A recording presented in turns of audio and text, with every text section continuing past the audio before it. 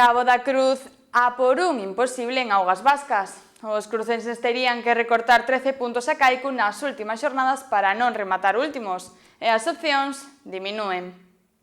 O Remo trae unha nova fin de semana de emocións coa disputa da dobre xornada da Liga Euskolabel, na que Cabo da Cruz ten que gastar os seus últimos cartuchos para evitar o descenso directo. Nesta ocasión, a Liga CT dispútase tamén en Augas Vascas, concretamente en Ondarroa e Guetaria, e os vermellos afrontana con urxencias. A pasada fin de semana, a Zarauzco e Curriña non deixou boas sensacións para os crucenses.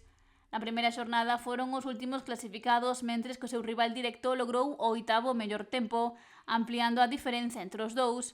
Sen embargo, na regata do domingo, Cabo da Cruz foi mellor que Kaiku, aínda que son posto, polo que ten que apertar nestas últimas probas para loitar todo o posible por non rematar no último lugar. Mañá sábado terán a primeira oportunidade de acurtar distancia en Ondarroa, coa disputa da 41 Ondarroa co Bandera, regata que comezará ás 6:21 da tarde. O domingo a competición trasladarase a Guetaria, onde estará en xogo a 16ª Guetaria co Curriña. 2 balas máis para Cabo da Cruz de achegarse na clasificación a Kaiku neste tramo final da campaña. E tamén haberá traíñas en augas autonómicas. A Liga Galega de Traiñeiras encara tamén o seu tramo final, no que se coñecerán os gañadores da Liga A e da Feminina cunha última dobre xornada.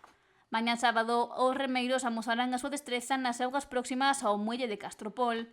As traiñeiras femininas arrancarán a competición ás 5 da tarde, coa disputa da 4ª bandeira feminina Princesa de Asturias, para dar paso ás 6 da tarde á Liga A, coa 37ª bandeira Princesa de Asturias. E o domingo rematará a Liga Galega de Traiñeiras no Peirao da Mosqueira. As remeiras subiránse as súas embarcacións para facerse coa 5ª bandeira feminina Concello de Moaña, proba que arrancará ás 11:30 da mañá, e porá o punto final a Liga A coa 43 bandeira Concello de Moaña. O principal favorito a facerse cos títulos nas dúas categorías é Chapela, logo de firmar pleno de vitorias na categoría masculina e 6 primeiros postos na feminina. Cabo de Cruz é a mellor da comarca na Liga F ao ocupar o 4º lugar.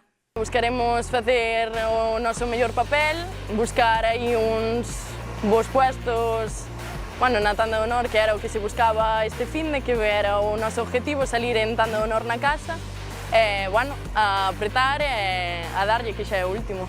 E Rianxo a penúltima, mentres que na masculina o dominio incontestable de Chapela é o mellor equipo da zona e Urme, sexto, mentres que Cabo é penúltimo e ten só un punto de marxe co último, Cesantes.